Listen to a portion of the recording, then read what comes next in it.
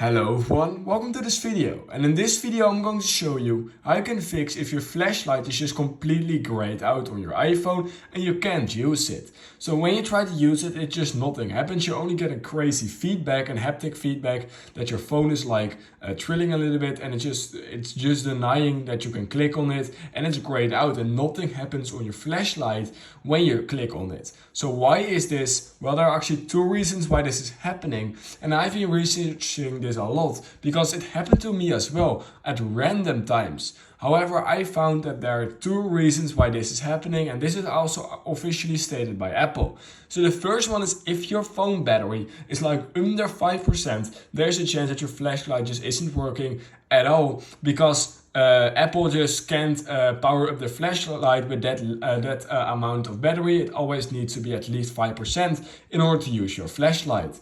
Now, the second reason why this is happening, if you do have a lot of battery and it's still not working, then that is because your phone is simply too hot. And I know it sounds really easy, but this is actually the reason why your flashlight is grayed out.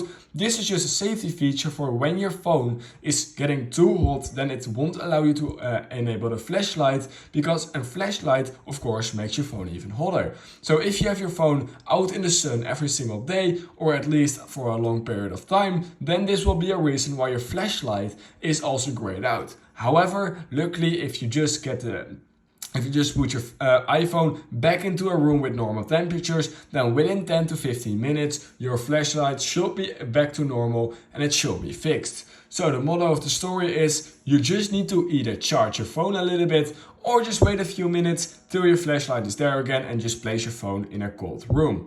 So yeah, that are the two fixes I have for you guys. If you learned something from this video, then please consider liking this video, subscribing to my channel, and I hope I will see you in my next YouTube tutorial video.